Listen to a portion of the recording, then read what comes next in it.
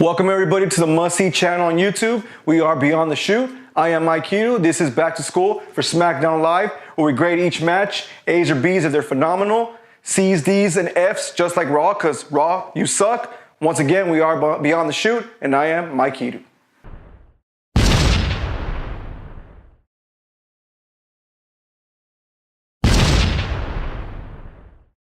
Thank God for Tuesday nights, because we don't get to see Kurt Angle or Roman Reigns. Instead, SmackDown opens up with 5 years ago, Team Hell No. They come out and they start talking about, well, more Kane. He starts talking about how he misses Daniel Bryan, how their history, what they went through with Dr. Shelby, same one from Raw, but how the history they went through, the anger management, how they bickered back and forth. And Daniel Bryan kind of made some points that, wait a minute, the last time we were together, you try to end my career, you try to kidnap my wife, you tombstone me on top of the steps. It was a funny segment. It was back and forth. It was a complete change from what we're used to compared to other shows and what we're used to on SmackDown. So they start going at it a little back and forth. And then the Usos music hits, which was pretty odd because they're now going into jobber level mid-card status, which I'm not happy about, but I guess they need to start again somewhere. So they come out and they start bickering back and forth. Then Paige comes out and she's like, you know what, let's have a match. Main event, Team Hell No versus the Usos. Great way to open up SmackDown. I am going to give it a B+ because they did change things up once again. Week after week, things are getting changed up and I love it.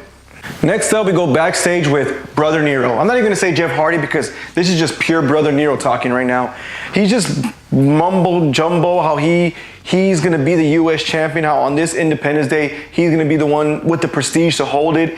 And he's facing the other way, so what face paint does he have on today? He turns around, he has red, white, and blue, but not like stripes, just crazy figures and crazy triangles. I loved it. His eyes, when they're closed and when they open, it's like he has mesh contacts.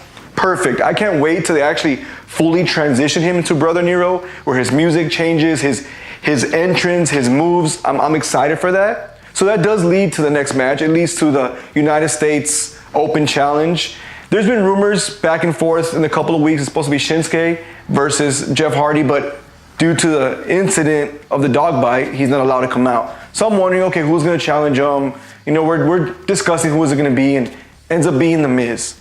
Him and The Miz have had some great matches in recent weeks. We went to a house show, and they were involved in a fatal four-way, and that was a tremendous match. Miz and Jeff Hardy carried it because Shinsuke and Rusev were outside the ring, but they did carry it, so I was excited to see what they brought to a live show.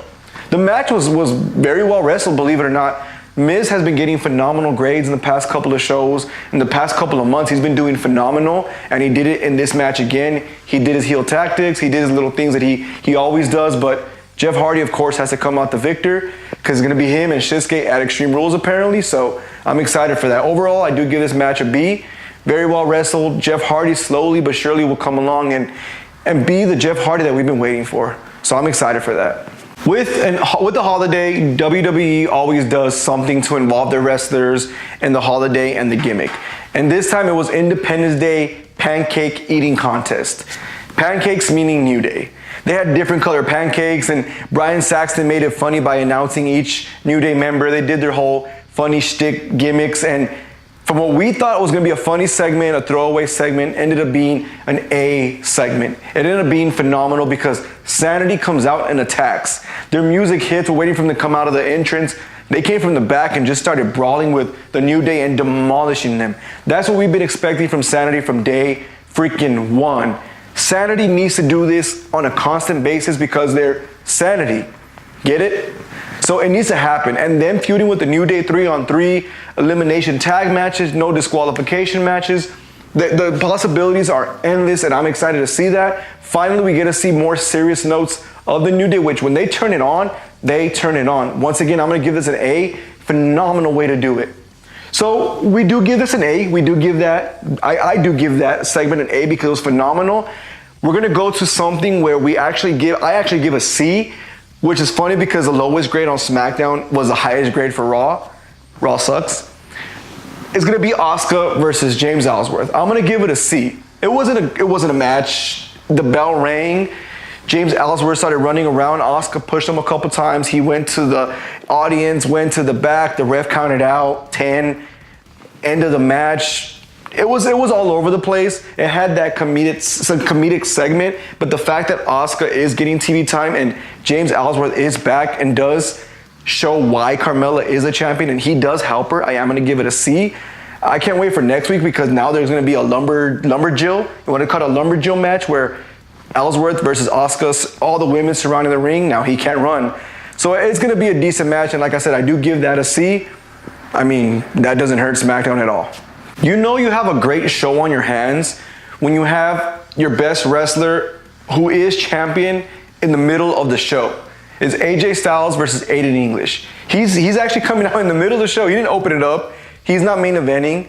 It's in the middle. That's how great SmackDown has been. That's how great it's been to maneuver its matches, its wrestlers around. So I'm not mad at this at all. It makes you intrigued to watch from beginning to end. You don't have that great superstar to open it up and the great superstar to end it. No, you have great. And this wasn't great, but it did tell a story. It was AJ Styles versus Aiden English. I am going to start off by giving the match a B, not because of the match itself. Aiden English is probably never going to be on the top card of any show, but the fact that he's a great mouthpiece for Rusev, and Rusev doesn't need a mouthpiece because he's been doing freaking hilarious on the mic, and he did it again in today's match. He played with AJ Styles. He teeter-totter from being a face to a heel. With the end, with AJ Styles getting the win, Rusev did interject himself and do the Machka clutch on him. It's pretty cool to see that because it shows aggression and humor. And if they know how to bottle that up and do something with Rusev, maybe even beat AJ Styles, I think will work out phenomenal. I am going to give this a B overall, the match and the segment itself. Next up, we have an A+++ Super S match. No, I'm just kidding. We have a B match of Becky Lynch versus Payton Royce. And I'm going to give it an A+ because that's something I want to see every day of my entire life happening. WrestleMania main event, Becky Lynch versus Payton Royce. If this was back in the 90s, I would be even more interested for certain reasons for those of you that watched Attitude Era and WWE Divas. So Payton Royce, Becky Lynch, let's go back 20 years. No, but overall the match was actually very well wrestled. Surprisingly well wrestled. Payton Royce, in my opinion, is probably the most improved wrestler on the SmackDown brand besides Lana, believe it or not. But she's improved. Each week her movesets have gone from little to more. Maybe Ty Dillinger is training her a little bit, but she put up a fight against Becky Lynch, who is, in my opinion, the best wrestler on SmackDown. And Becky Lynch getting the win has proved once again that she's on a roll. She hasn't lost in maybe 2-3 months, besides the Money in the Bank pay-per-view. She hasn't lost a match.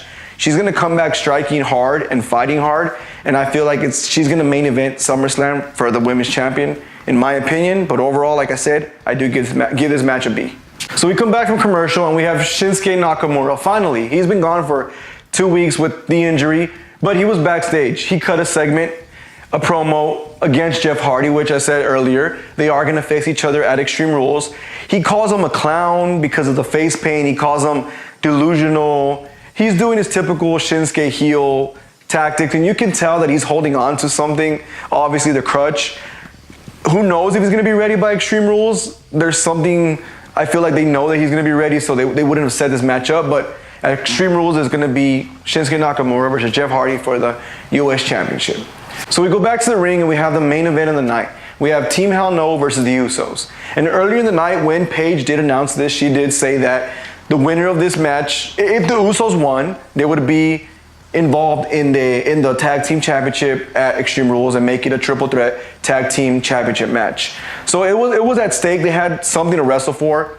It was cool to see them back in the title picture per se, but it was a great match. I feel like they carried it because Daniel Bryan had to carry Kane and the Usos had to carry both of them. Kane does look thinner. He does look like he's more in shape, but he is so slow. I mean, given his age and given the history he has with wrestling, you would expect that. I personally think this is going to be his last run. He's doing a funny Kane gimmick. Of course, you know, they did get the win. They did get a clean victory. Kane chokeslam 1, 2, 3 to the Usos. It does end up being Team Hell No versus the Bludgeon Brothers. But the reason why I think this is going to be Kane's final run was the end of the match. He started doing the yes chant. Kane, the big red monster, the evil machine, the silent type, slit your throat, tombstone you to the grave, was doing the yes chant. I think Paul Bearer turned over in his grave a little bit, but it's fun to see Kane liven up a little bit. I'm excited for the match versus the Bludgeon Brothers because Kane adds that strength and height dynamic, and I feel like the Bludgeon Brothers will make him look very, very good. So I'm excited for this match. Overall, SmackDown was a great show. I do give it a B+ because of that C grade, but it's always great to see SmackDown on Tuesday nights because it is not the red brand and there is no Roman Reigns. I will bash Roman Reigns and I will bash Raw every time I do a segment. Mark my words, until I am satisfied, you will be satisfied. Like I said, SmackDown does get a B+, but those are my opinions. Give me your grades, give me your opinions. Click on the eye above. You wanted to give it A, B, C, you can do whatever you want. Once you do that, don't forget, down below, subscribe, comment, like. Just be a part of this community, be a part of this family. And I'm Mike Hiru. Follow me at Twitter, Mike Hiru BTS. I will see you guys for tomorrow's Ramble on NXT.